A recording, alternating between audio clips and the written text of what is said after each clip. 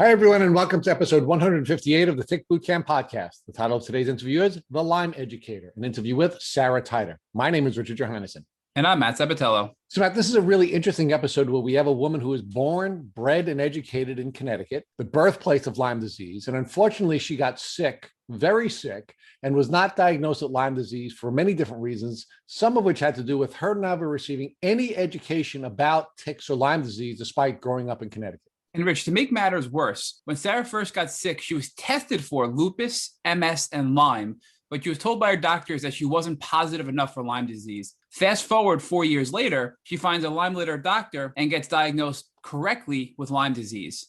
What I love most about this story is how it's come full circle, how this woman who was failed by the educational system in Connecticut is now serving everyone in the Lyme community by working as an educator in the Global Lyme Alliance. So Matt, without further ado, I'm really excited to introduce the Lyme Educator, Sara Tyghter, to the Tick Bootcamp community.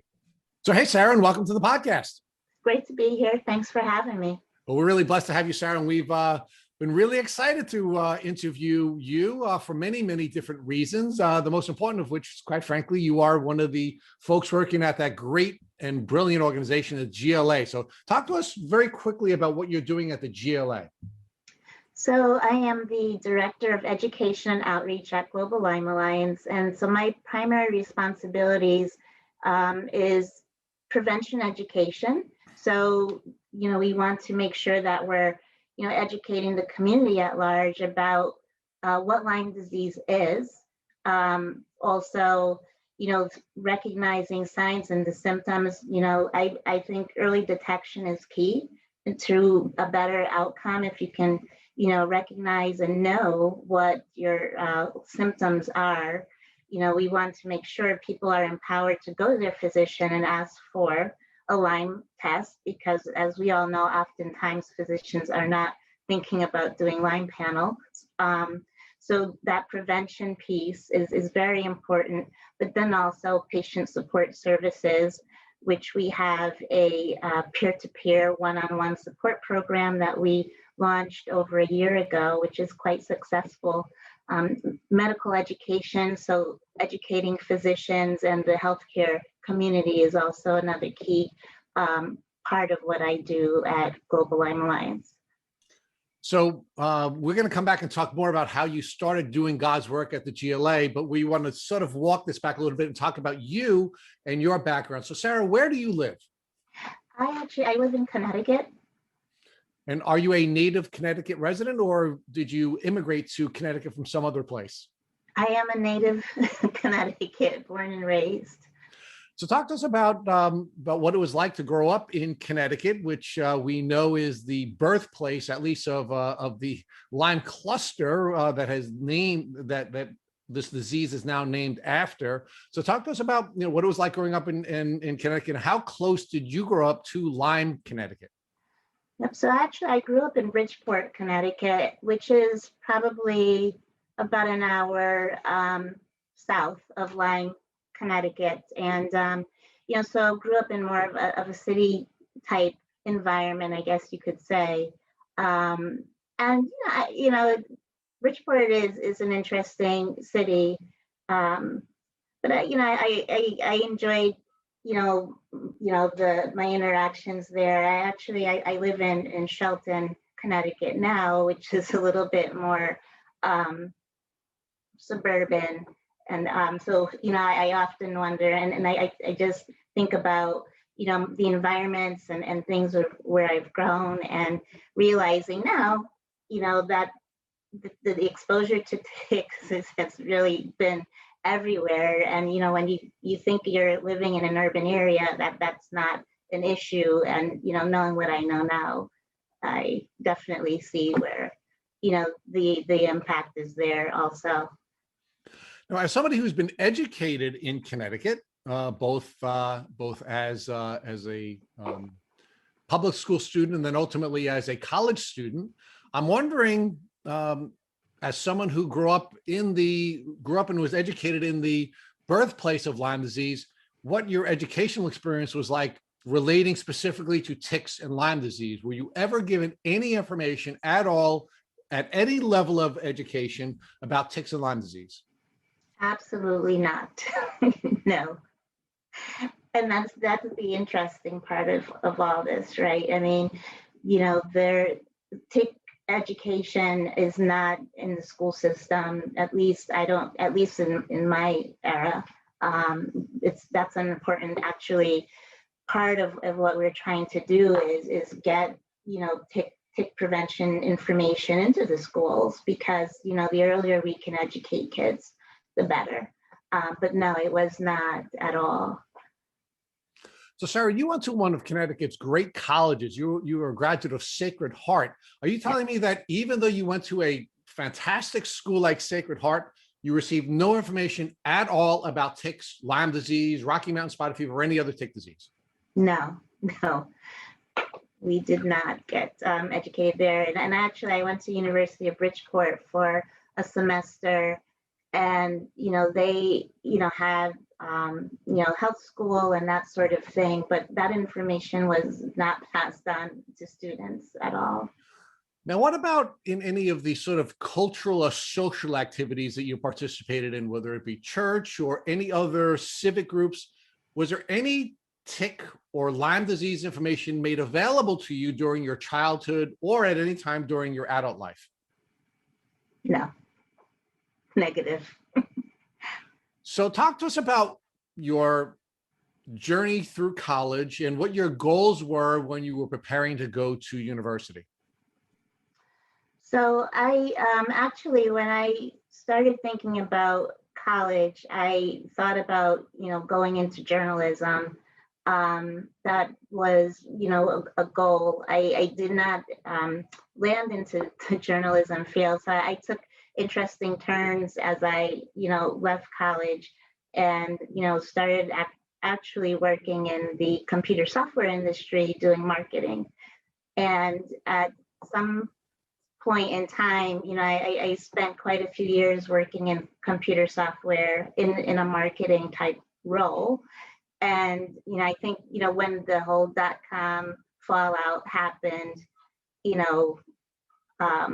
marketing people are the first to go in that industry. And so I actually ended up working, finding my home at another nonprofit in the oncology space. And that's where, this new phase of my life, working and doing patient support type education and this, educational awareness journey started. So it was really unexpected, but it was something that I truly enjoyed doing, because it's gratifying work. You're doing things to help people. So talk to us about how your first education and then your experience in the writing and marketing arena helped you in the patient advocacy arena. So actually, it really came down to the fact that in my marketing experience, I had a lot of experience working and developing educational, back then, seminars. So, bringing people together to receive information and, going to and doing trade shows and that sort of thing. And so the organization that I went to first, they had a need for doing that. And so really it was transitioning skill sets. And I learned about, I worked in multiple myeloma at that time. And so I learned really as I went along about myeloma and cancer and the patient experience and all of that. And so it was really just a transitional skill, and I built on that. So talk to us about when your symptoms that you now know to be your Lyme disease symptoms began to present and interfere with your life's journey.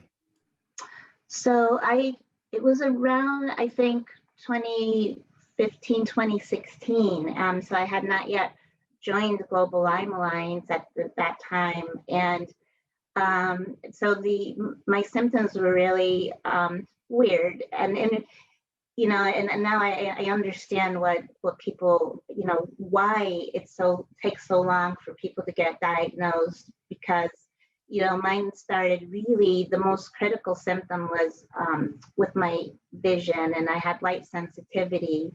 And, it was, bouncing from one eye to the next, and, series of eye doctor's appointments, and then it would calm down.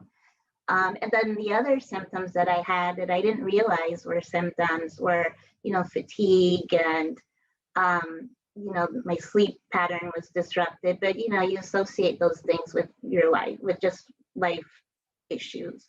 But the eye problem was really the most significant thing that kept surfacing. And so my ophthalmologist at some point decided to have me tested for a series of autoimmune conditions, MS, lupus, because the symptoms that I was having, as many kind of mimicked some of those conditions. He also did test me for Lyme disease. So to his credit, he had a Lyme panel in there along with other things. But at that time, I only had 2 or 3 bands, and I can't remember the bands. So he automatically dismissed Lyme disease. And I obviously I turned up negative for all the other conditions. And so it was the mystery that came and went, but, certainly the fatigue and some of the other, common day-to-day symptoms started to increase. But, I attributed that to stress and job and all these other things as people do. So it really took about 2 years. And actually it took me coming and starting to work for Global Lyme Alliance, totally not related to my personal situation at all. It was just an opportunity that presented itself to me. And as I started learning more about Lyme disease, I started recognizing myself. And so a part of me thought hypochondriac, but then, it got to a point, and really like the brain fog and the fatigue really started to take its toll on me. And I was meeting with my boss one day and just totally blanking on things that my words and losing track of thought. And he was like, "Are you sure you don't have Lyme disease?" And that was the trigger to say to me, maybe I need to get tested.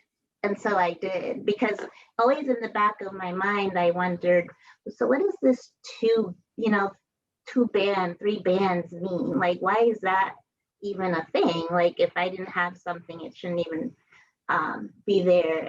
And so sure enough, I tested positive, Western blot ELISA positive for Lyme disease. So I had it for at least 2 years that I know of.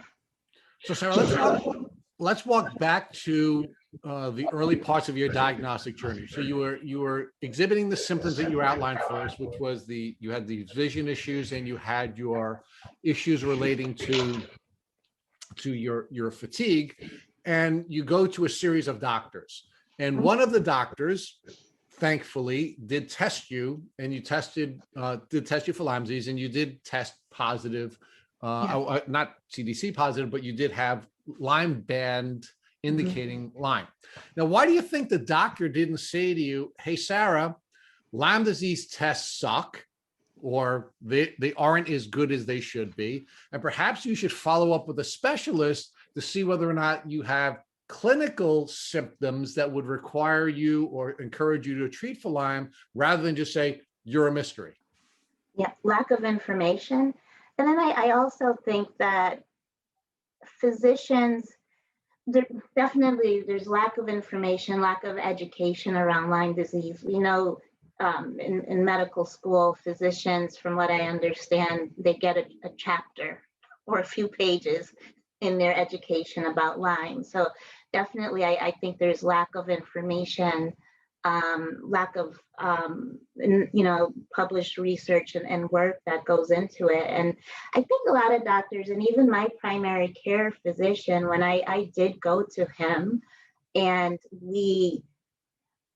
I don't know why it is that Lyme is not on top of mind, but we had a full-blown discussion about Lyme disease, because I was letting him know I'm working for Global Lyme Alliance now. And we had a whole conversation around Lyme. And, when it came down to the time where he was going to, you know, set up my workup, my labs, it was everything else. And I had to ask him to please throw the Lyme disease into it.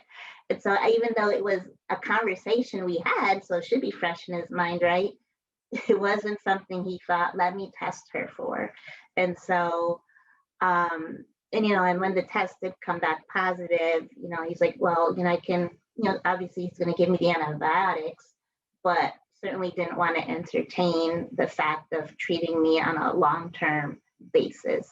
And I think there's just because there's lack of information. There's some degree of, I don't want to touch this illness because, the history around it, and, physicians who, did, try to treat Lyme disease on a long-term basis who had licenses revoked or paid. So there's just a lot where, maybe I guess physicians just don't even want to open that door.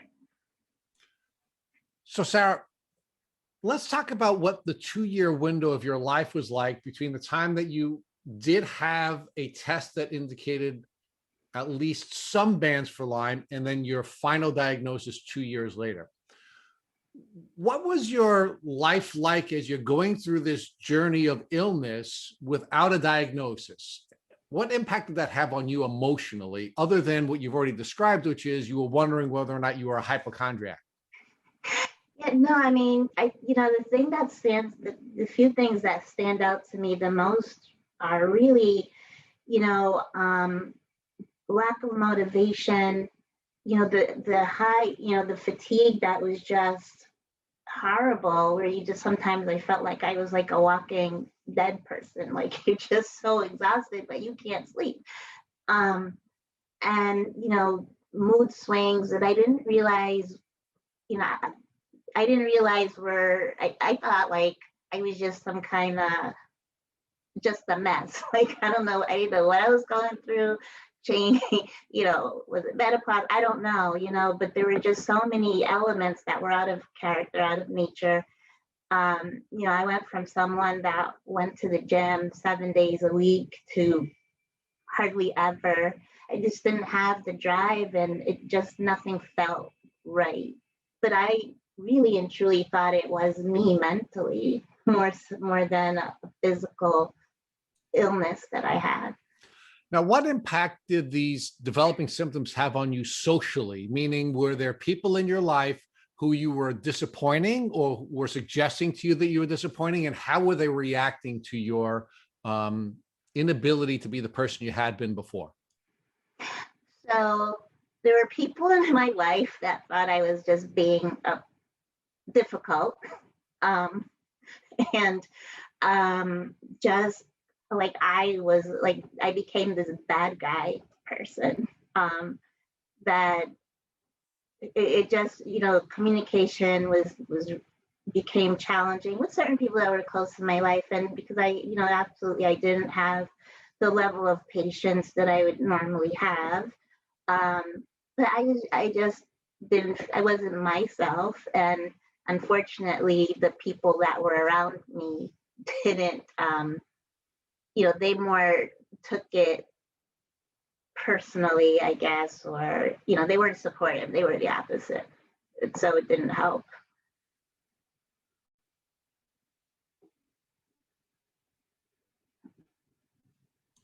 What impact did this developing set of symptoms have on you professionally? Meaning, were there negative impacts on your career as a result of these symptoms that you were developing? Professionally, I think, fortunately, I was working at Global Lyme Alliance, and so they certainly had understanding to me, because, so that was definitely the blessing of it all, where I, was working with a group of people who understood what Lyme disease is. And were helpful in saying, okay, if you're not feeling, you can work from home, and giving me options. And so, thankfully I was at that type of advantage. Personally, I struggled because I felt as if, because I wasn't, as sharp a thinker, or coming up with ideas in the way that I know I used to. That was very frustrating for me, personally. So Sarah, talk about these diagnostic challenges that you're observing, not just in your own experience, but in the experience that other people at the Global Lyme Alliance are seeing. One of the things that we've seen in our podcast is, in so many cases, people are diagnosed by a friend, by someone else who has Lyme disease, by using Google and putting their symptoms into Google, rather than by their doctor, which is what happened in your experience. So talk to us about how that made you feel about the medical profession generally, and why do you think so many people are being diagnosed first by a friend, or by a loved one doing research, or some other source that is not a medical professional? So so the Lyme community, it's very interesting. As I started working for Global Lyme Alliance, and telling friends, or acquaintances, people that I met, where I was working, it was very interesting to see how many people, even people that I knew for years, that were impacted by Lyme disease, that had Lyme disease. And so, it's something where I think if you have a friend that says, oh, I've been having fatigue, and the common symptoms, you're probably talking to someone that potentially has experience already, and they're so hypersensitive to this that they'll say, have you checked for Lyme disease? I've done it myself many, many times with people. You should check for Lyme disease. You should tell your friend to check for Lyme disease, or a family member first, because we know that, unfortunately, the majority, I won't say all, but the majority of the medical community, they're not necessarily looking and diagnosing for Lyme disease first. It's in the patient's hands to actually go and say, I want to be tested for Lyme and co-infections. And so that's, basically, I think we all kind of think about Lyme disease first, because we understand what it is, and we know how complex and how much it can really turn somebody's life upside down if not diagnosed early. So Sarah, now let's talk about the diagnosis. You finally get diagnosed with Lyme disease. Mm-hmm. How did you feel personally after getting the diagnosis, knowing that you had 2 years where you were not physically the person you had been before? You stopped going to the gym and having the kind of energy that you needed. You had now had all kinds of challenges with people that you were intimate with, who thought you were being difficult and thought you were being, unreasonable, I guess. You had questions about your own health, about whether or not you were dealing with menopause and or other issues. And then, of course, you were having professional challenges, some of which were limited because you were working at the Global Lyme Alliance, but you still had professional challenges. How did you feel when you finally got your diagnosis, knowing all those things may have been avoidable had you been properly diagnosed 2 years before? So I felt relieved, like, okay, there is something there. But then I felt like, uh-oh, now what? Because I know, the challenges that people face with treatment. So that's now, great. We can check the box. I know what's happening with me. Thankfully, it was only Lyme disease and not co-infections. So that's one good thing. But now it's like there's this, whole sea of potential protocols, and a whole level of confusion. What do you do next? We know antibiotics, or at least I did antibiotics first. But when you get to the end of that road, because I certainly didn't intend to be, for me personally, on antibiotics for years. what do you do next? So, Sarah, let's talk a little bit more about how you felt now that you have your diagnosis. Were you able to now communicate with people in your social circle who you were having difficulties with during this 2-year window and explain to them what was going on so that you can maybe heal some of the challenges that were the result of that 2-year window where you were not yourself? I communicated it. I don't think that it made much of a difference to some people because, I have, some friends who totally, as much as I tried to educate them up until today about, chronic Lyme disease, post-treatment Lyme disease symptoms, they're stuck in their thoughts about Lyme. And so, there's only so much information you can provide. And in my very personal circle, that relationship it didn't mend itself with the fact that, I had a diagnosis and the complications around it. So, I was still labeled the jerk, but at the end of the day, that person was the jerk, not me. So, and I feel fine saying that because I know that, the various challenges that I experienced and went through just that I couldn't control. I had no control over really,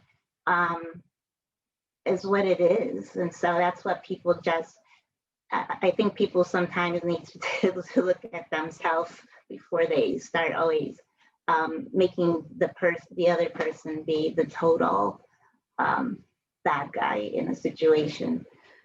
So, Sarah, before I turn you over to Matt, who I know is chomping at the bit to ask you the treatment questions, I do want to focus on one more issue that you had raised, and that is, you said, thankfully, you only had tested for Lyme and not co-infections. And one of the things that I want to explore with you is, we know that testing is not great to begin with, and we know that there are very limited tests for the co-infections as well.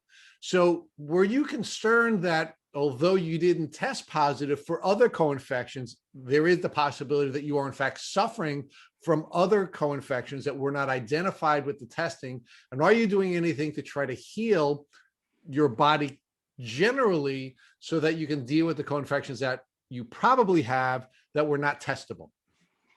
I feel somewhat like 95% comfortable, confident that I don't have co-infections, as my primary care did initial testing and I treated, and then I did go to a Lyme specialist probably 6 months in and was retested again for co-infections and Lyme. And we did a pretty extensive questionnaire. And so she didn't think that I had co-infections. And from what I know and what I see, I feel pretty comfortable that I don't, because I see that in my estimation that it's the people who have Lyme and the co-infections that struggle the most and are most sick or are harder to treat. I don't want to say most sickest, but there's way more complications associated when you have more than one tick-borne illness. So Sarah, talk to us about now when you got your diagnosis and you started to treat. You mentioned you started off with antibiotics. How long were you on your antibiotics for? I did about almost 4 months of antibiotics, and then when I saw the Lyme specialist, we decided to take a break, to give my body a break from it.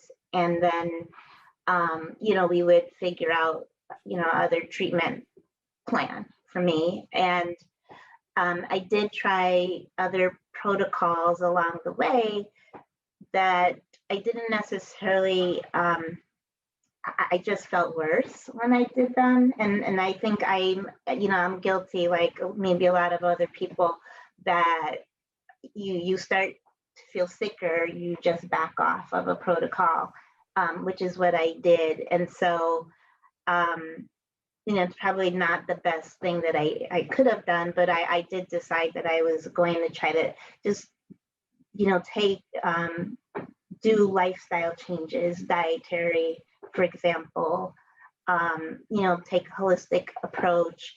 And one of the approaches that I did do was acupuncture, and that helped me tremendously. I'm not saying it will help everyone, but it helped me. Sara, when you said that you were on 4 months of doxycycline, was that prescribed by your primary care physician, or was this now a Lyme Educator doctor who gave you the 4 months of doxy?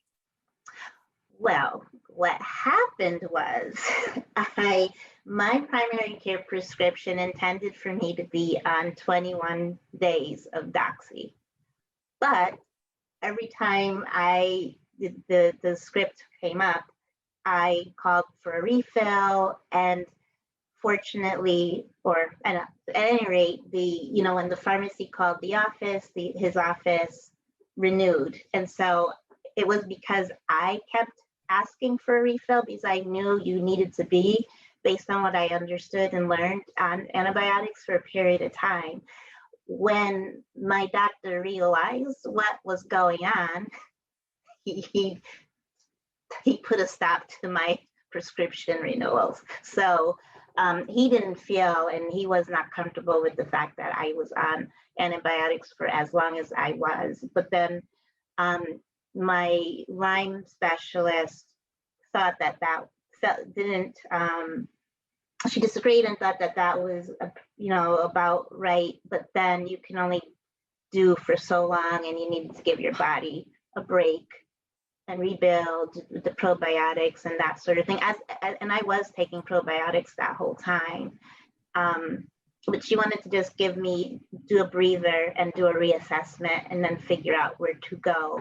Unfortunately for me, my Lyme specialist, who I chose because they worked in a hospital system and they took insurance, and that was the driver for me to select that individual. They took insurance, and she had personal issues, and unfortunately was on hiatus and never, eventually did not come back. So I was constantly waiting for that person to come back to say, okay, in the meantime, I will, do other things. And so there were, I will say, financial concerns were a part of my treatment decisions.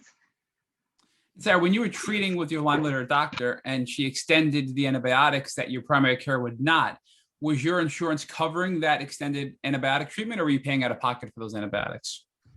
No, my insurance did cover it, thankfully.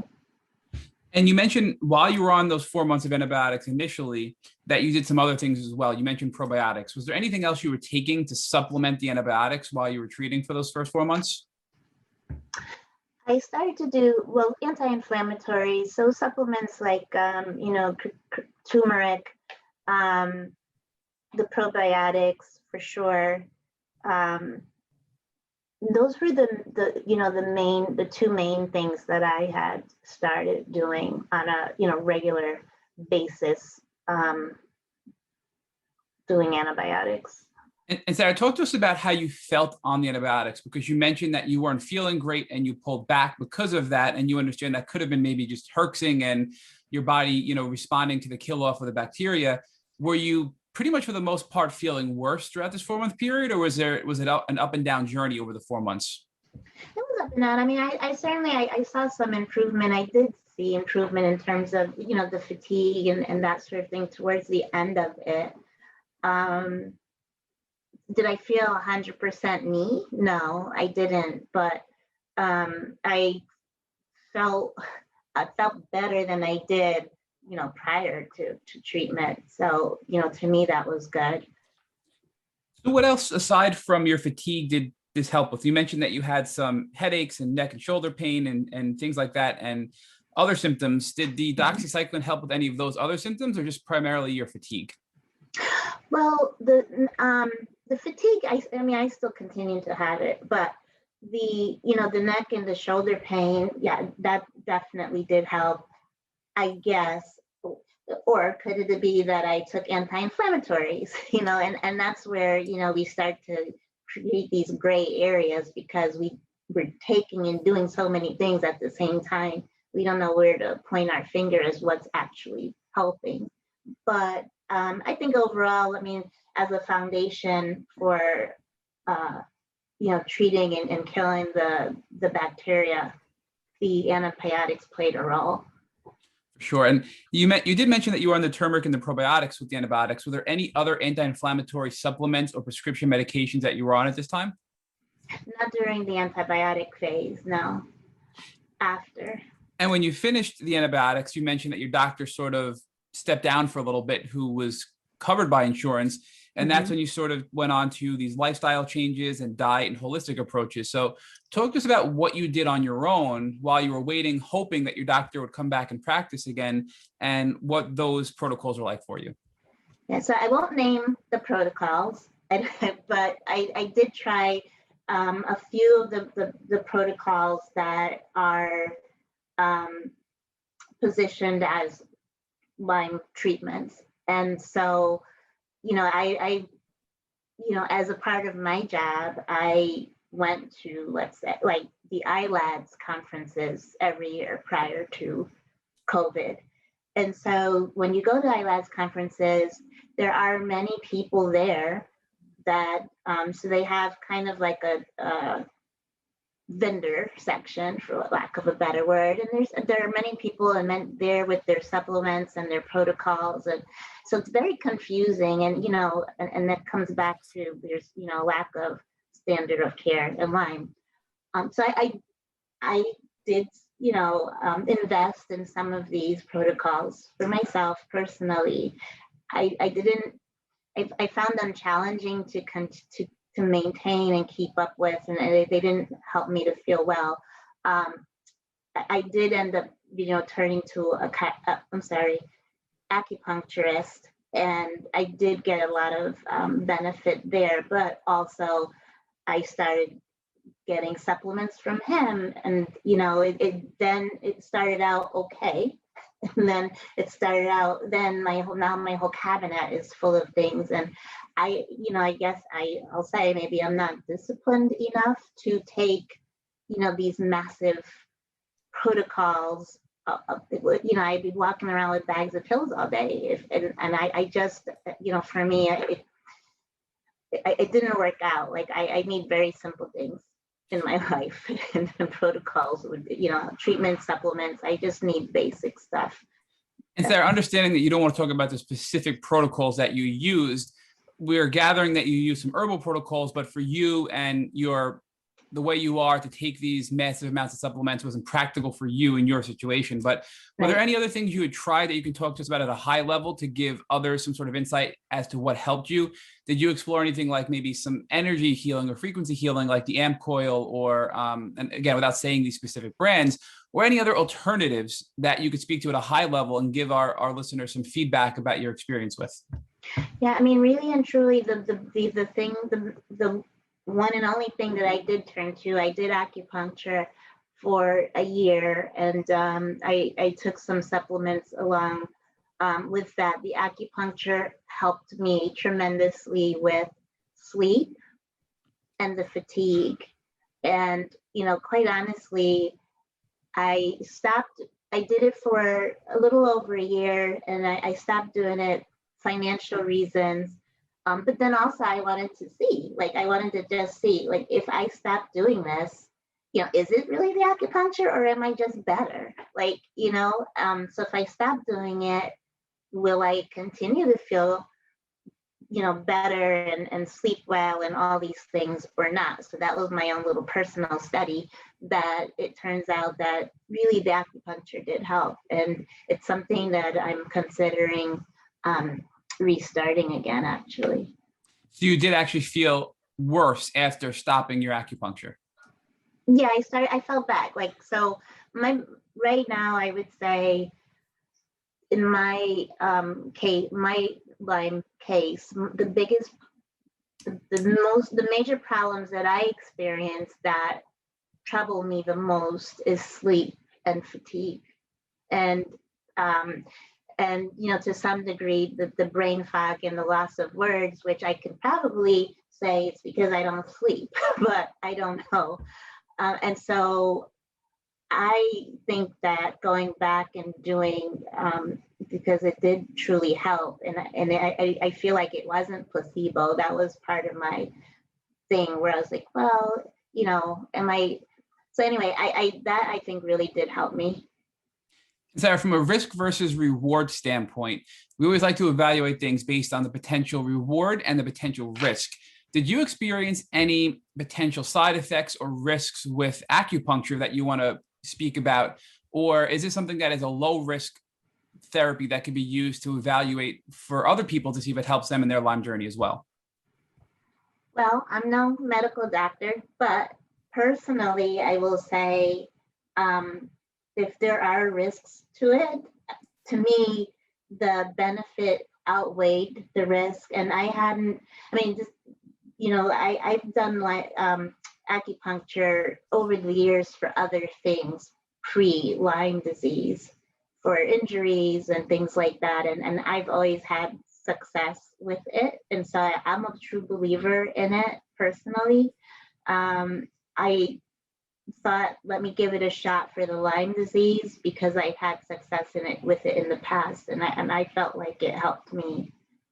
But that again, it's a investment in yourself, because at least here, or the insurance that I have, it doesn't cover acupuncture. So these are all out of pocket experiences, and so for me, I have to weigh out, okay, if I'm going to spend X amount of dollars a month, where do I think my best options are? And I felt like that was my better choice. And Sarah, in your healing journey, it sounds like the antibiotics were your step one that really took the first major punch at combating Lyme disease. And then number two, you found acupuncture, which helped you sleep and helped you with your fatigue. And we know when you can actually sleep well, your body heals the most when you're sleeping. So that obviously had a very positive impact on your healing journey.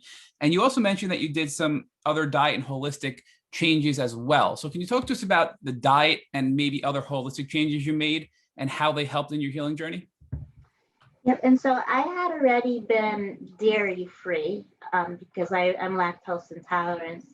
And I've attempted to be gluten free, over the years for other reasons, because I have eczema and things like that. So I had somewhat of an anti-inflammatory approach to eating prior to Lyme, but I really got serious about it when I had Lyme disease, and definitely cut out the gluten, and was definitely more diligent about knowing what products had gluten and didn't. And then also, sugar, to try to eliminate sugar as much as I could. And that still remains a little bit of a challenge for me as well. And just really cleaning up my diet. But then also, I found I had to really push myself to exercise. And that in itself was troubling because I never had to push myself to exercise. That was something I woke up at the crack of dawn and I was at the gym at 5 a.m. every day. I had to make a conscious effort now and still to, try to move, because honestly, I can wake up feeling just like horrible ache and pain, all kinds of things. But if I just went outside and walked for however around the block, whatever it may be, it did help me. It helped a lot. It really did, mentally and physically. And Sarah, many people are at different stages of their Lyme journey. As you noted, some people are bedbound by this disease. So for those that are listening to this and saying, oh, I wish I could exercise, can you speak to, there are some things, and we have some followers like Nick Terensky who is now no longer bedbound and gets out, but he, even when he was bedbound, would do certain, movements and just stretches to help get the blood flowing, to help his healing and help his mental health. So can you speak to that you don't have to be in a position where you can walk a mile around the block, even if you're extremely limited, you can still use exercise to help your body get your blood flowing and have a better attitude, and what that will look like from your standpoint. Yeah, I mean, I think, just doing basic stretching, the other, basic yoga type moves. I think it's just moving however way you can, whatever your capability is, because, if we set goals, and I spoke to someone, someone who has Lyme and was wheelchair bound for quite a long time, and is doing so much better and thriving now. And she said, part of what helped her was setting goals. And so you set a different goal each day, okay, today I'm just going to stretch upper body, for example. And then you're able to accomplish that. Then you set another goal and another goal, but within whatever your capabilities are, because that varies with person to person. And Sara, it could be as simple as, like, I've been for the past several months now, every day before I go to work, I do a combination of 5 different stretches and physical therapy routines that I've learned from various chiropractors and physical therapists that could take no longer than 5 to 10 minutes on a daily basis, that for me really help reduce my overall body pain, and also help me sort of be more positive, and just help, I feel more blood flowing, and actually decrease my brain fog. So it could be something as simple as that. Right. Yeah, absolutely. You also mentioned, Sara, that when you're on the antibiotics, that you just took the turmeric and the probiotics, but afterwards there were some other things you had done, both from, I guess, a supplement standpoint and a pharmaceutical standpoint, from an anti-inflammatory perspective. Can you talk to us about what you did beyond the turmeric from an anti-inflammatory perspective? So I took supplements. I took, I'm probably going to mess this up because I can never say the word right. Artemisinin, help me with that word. Glutathione, glutamine, the B vitamins for sure. So, I took B's, C's, D's. So general, vitamins to build my immune system up. The B's were helpful because that's, randomly I would get like neuropathy, and I sometimes I still do. I wake up with one hand that's totally off. And so, vitamin D. So I think the essential vitamins and essential oils that I also do is really helpful. And I think it's not, again, I think that those are things that we should all probably be incorporating into our daily supplement diet. So in addition to a combination of some herbs and vitamins, you also mentioned essential oils. Can you talk to us a little bit more, Sara, in detail about how you use essential oils? I use lavender quite a bit, to assist in sleep. And I use some others in terms of just for, energy and for uplift, things like that. So, I have a little aromatherapy thing in my room, and I use eucalyptus and various oils for clarity. So, those add-ons really do help. Can you give us any more specific, if you use any, what oils you use for different purposes? You mentioned lavender to help you sleep and sort of calm you down, and eucalyptus to help you sort of focus and have mental clarity. Are there any other oils you use for specific purposes that you can recommend to the Lyme community? So I use those. Those are, I think, the ones that I use the most. And then there are other blends that I do use, but I don't want to necessarily promote companies that. But I think those two are any that anyone can get, and then peppermint is also helpful as well. So Sara, is there anything else you did beyond what we discussed in your healing journey? I mean, clearly it was your antibiotics were your first major accomplishment. Then your acupuncture was really your second major accomplishment. And then you sort of learned a combination of herbs and vitamins and essential oils to help you from an inflammatory standpoint and from a mood and a clarity and a focus standpoint. Is there anything else we missed that you've used in your healing journey to get to where you are today? Um, well, and then water. So, I really make it a point to do pH balanced water. So that's been a major change in my, intake also, from just doing your general spring waters to making sure that I'm doing pH waters now. I use a lot of, ginger. I buy my own ginger roots from, BJ's, and I, make a big batch of ginger tea. I use it in the blender, and I do ginger shots and turmeric also. So that I do myself by just buying the roots at the store. And I think those things are helpful also. I actually do both of those things as well. And I think we can say that turmeric for sure helps with inflammatory problems. And the ginger helps with your gut and digestion as well, which many people with Lyme have issues with. Mhm. But Sarah, can you talk to us more about the water? Because for those that are listening, can you explain why pH balanced water is so important compared to regular tap water, for example, to drink?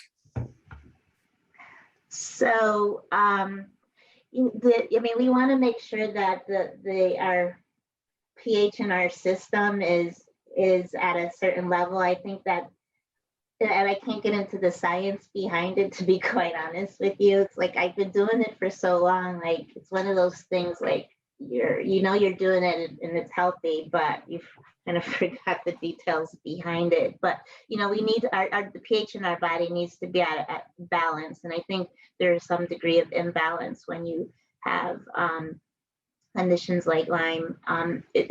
Overall, it's more beneficial, I think, for anyone to use, not endorsing it, but and I see it all the time, people who are singers and athletes and that sort of thing that are, using it to better hydrate your body. So Sarah, one question before I hand it back to Rich, which I really don't want to do, but I know we're coming close on time here. I could go on with you forever, but clearly you've learned a lot. You've made a lot of progress. You're here on this podcast. You've been talking to us for quite a while now, even before this episode started. But give us an assessment as how your health has improved and how you're feeling today compared to where you were at your worst. I mean, I feel, I'll say this in all honesty. I don't feel, certainly I don't feel like the person I felt prior to Lyme disease. But, certainly from when I was in the throes of it and trying to figure it all out, I do feel better. So maybe I'm 75% better. And for me, I think that's good, because I talked, it's not, I have a goal of getting to 100% better. For right now, I can manage myself. I can show up for work. I can, do things and meet my obligations in life. I would love to feel 100% better. But when I compare myself to the many people that I speak to in the Lyme community on a daily basis, I feel like I'm doing okay, because there are so many more that are afflicted with Lyme and co-infections that, as you mentioned, they struggle to get out of bed. And so I am so thankful that that's not me. I mean, there are days where I do struggle, but I can get out of bed. I might be moving slow that day, but I can get something done, maybe not everything, but something. So I'm very grateful for, where I've gotten to. There's still a little bit of a road ahead, but, I'm not complaining. So, Sarah, we talked about your transformation really at the beginning of this podcast, where you went through this life's journey that brought you to the Global Lyme Alliance. So talk to us about how your experience with Lyme has been transformational and what has been beautiful about this experience, and you would not give back if you had to do it again. Well, I mean, it's, the transformation is, it feels like, I'm in a place where now, I've experienced living with this condition. It gives me it really gives me new purpose in terms of like how I can better speak to a condition that I'm working in. I didn't at the time, as I mentioned earlier, when I came to Global Lyme Alliance, had no idea that I was living and walking around with Lyme disease. Like I too had it, and I had no idea. It really helps me understand, you know, how to better, the type of help and the type of support that people need that are living with this. And I feel like this is like a silent epidemic. So many of us are walking around and having, some know and some don't know that we have Lyme disease. And, it really, to me, is very important. One other part of this is, especially, it's important for me to show the other faces of Lyme disease, because I don't fit, I guess, the what the world may think is a person who has Lyme disease. And so it impacts all of us, all ethnicities. And and this is why I felt like it was important to share this story with you, to show the other face of Lyme, and how we're all living and struggling with it together. Sarah, do you get the sense that you've always been getting ready for the position that you now have? A kid who is born and bred and educated in Connecticut, the birthplace of Lyme disease, someone who has always been articulate and trained to educate people, both from your education as a journalist and then as a marketing professional. And then you find yourself ill and not even knowing what your illness is. And you now arrive at the Global Lyme Alliance, where you can empathize with the folks that GLA is purposed with helping, but even more importantly, bringing your very particular set of skills and experiences and gifts to this unique position. Yeah, I definitely, I think so. I mean, as I look back at, just, how I live my life, and the responsibilities in my life, certainly it's always been a role of being supportive, being empathetic, and helping, provide guidance, in one way or another. And so, I'm thankful for the road that led me here, because I did learn a lot along the way that I think I can certainly apply here to help, patients, people who are living with it, but then also, trying to help people who have no idea what Lyme disease is, and to better inform them and make them aware of the risks associated with it. Because honestly, I don't know where. I never saw a tick. I'm not certain. I can narrow it down to one of a few places where I could have potentially gotten bitten by a tick. I'm not an outdoorsy person. And I feel like it happened made in my mother's backyard. I was cleaning, gardening and cleaning it up to do a birthday party for her. In Bridgeport. And so I feel like, yes, it's definitely helpful and will help me in the work that I have in front of me. So Sarah, let's talk about what makes you particularly unique. And you just sort of referenced that you don't look like the traditional person who is suffering from Lyme disease. Can you articulate what you mean by that in some more detail? So I think, there are a lot of misconceptions around Lyme disease, right? There's not a whole lot, it's not necessarily talked about a lot in the media and that sort of thing. But when it is, and these, certain celebrities or certain influencers or so come forth and they talk about their experience with Lyme disease, I think there's a stereotype associated with who gets Lyme disease. And you don't necessarily I don't see any people like me, for the most part, talking about Lyme disease, talking about prevention or having it. And I think, there needs to always, in any case, broad representation is important because, it needs, for whatever reason, people identify when they see someone like themselves. And so when you see someone that potentially contracted it in an urban area, and I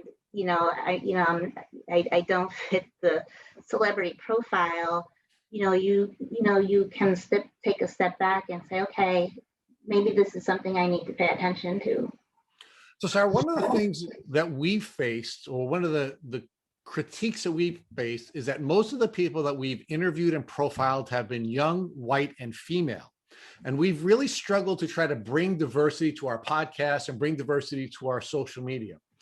We've also found when we've been asked by HHS, for example, to give names of people who they could interview as part of their analysis, they were looking for men in particular because they were having difficulties finding men. So why do you believe that the sort of face of Lyme seems to be a young white female and it doesn't have the same diversity that we know Lyme is presenting as? Yeah, I mean, I think this is a challenge in health conditions across the board. And this was, we had the same challenge, and I worked in oncology. Some research will say, women are more vocal about what they're, going through, a health condition or whatever. So, it comes down to gender. And also there are some socioeconomic type factors that play a part in this, and this is, papers, not me saying this, but it's not a challenge exclusive to Lyme disease. Unfortunately, it's something where there are so many other factors that do play a part in having these open conversations being public. And I also was challenged with that, to be honest. And, a lot of it too is cultural. Some cultures are very, they private, you don't want to share what's going on. Oh my gosh, this person has a sickness. Don't tell anybody for what, I don't know, for whatever reason, but these things are passed down culturally over time. And, I had to make a even for this podcast, I had to make a personal decision to say, it's my responsibility to share and to inform people and let people know. And I can't just, stand and hide behind, oh, it's my job, because this has personally affected me. And the first time that I was forced to be public about it was, and I was doing something for work at Senator Blumenthal and Kirby Stafford from state of Connecticut. They were doing a talk around ticks and the increase of ticks and that sort of thing a couple years ago in New Haven, Connecticut. And I was just there for GLA, but not supposed to say a word, not a peep. But a news person wanted to interview someone who had Lyme disease, and I was kind of put on the spot. And for a minute, I felt like I wanted to say, no, I don't want Bridgeport knowing my business or whoever. But I realized, no, it's my responsibility to really share and talk about this. That's the only way that people are going to know. So, I have to be a part of the solution. Right. So we have to be responsible for ourselves, but we also have to be responsible for everyone else, right? And responsibility is certainly something that is an important element of this. But I do want to explore this issue with you a little bit more because we have really struggled, quite frankly, locating the type of diversity we would like to locate in order to be able to present this. And you're raising a really important issue that we haven't explored before, which is there are cultural issues that get passed down, and in some cultures, there has been betrayal from the medical community, and as a consequence of the betrayal from the medical community, there is a sort of cultural feeling or cultural sense that that the medical community cannot be trusted. And you think that's playing a role in the diagnostic and treatment issues in some communities with Lyme disease? I think that's probably overall a huge challenge and role. I think, for those, for all of us who are in dealing with Lyme, they're based on personal experiences where many of us do feel let down by our physicians and that sort of thing because, we're not believed and whatever. I mean, the stories are endless, and I'm sure you've heard many of them. I hear them all the time. And so it's really disturbing. But when the information and, which is part of my job, and, we have a team of ambassadors, Lyme Education ambassadors who, they volunteer to get out into their communities and to raise awareness, prevention, education, but to get that information out into, everywhere. Like, and you earlier when we started this conversation, you asked me about, was I taught about ticks in school? And that sort of thing. And the answer was no. And this is where it needs to change.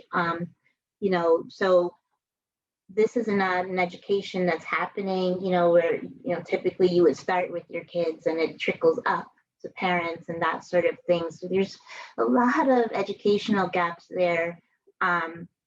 We need to try to get beyond this stereotype of the rich white female disease, which I hate to say that, but it's what it is. And it impacts people in the inner cities, middle class. It doesn't matter. Ticks are everywhere. We're all at risk. I just think that I feel like there's a lot of cultural issues. And I mentioned before, this is not exclusive to Lyme. And when I worked in myeloma, that was our biggest challenge also, being able to show the various faces that myeloma impacted. So Sara, as this wonderful guest and as the giving person that you are, and now of course as an educator as well, I'm going to ask you the final question we ask everyone, and that is, if God forbid right after this podcast, someone that you love came walking into your room and showed you that they were being bitten by a tick, what would you recommend that they would do so they would not have to go on a terrible chronic Lyme disease journey? So, one, we would remove the tick, remove it, save it, and send it to a lab for testing for Lyme and other co-infections. I would recommend that they go to their physician and ask for prophylactics treatment in advance, but hopefully the physician will grant them that and give them the 21-day cycle as a preventative. If met with resistance, then you explain to get tested. It's definitely, I think it's a 4-week window that you have to wait. So going that route, but ideally it would be go to your physician, ask for antibiotics right away. Let's not wait to see what would happen. And that would be my first recommendation. Thank you for listening to the Tick Bootcamp interview with our guest, Sara Tyghter. To our listeners, we have a call to action. First, if you'd like to learn more about Sara Tyghter and her Lyme disease journey, please visit her at Global Lyme Alliance. Second, if you enjoyed this episode of the Tick Bootcamp podcast, please share with your friends by using the social media buttons you see at the bottom of this post. Third, we here at Tick Bootcamp have created a Tick Bite Blueprint that has been inspired by the information that has been provided by past podcast guests. We urge you to visit our website at www.tickbootcamp.com to visit and view the blueprint. Please note we would appreciate any input or improvements you would like to offer us. Fourth, don't forget to subscribe to this podcast on iTunes, Google Podcasts, or Spotify to get your automatic episode updates of our Tick Bootcamp podcast. And finally, please take a minute to leave us an honest review and rating on iTunes or on our website. As always, we thank you for your attention and for listening.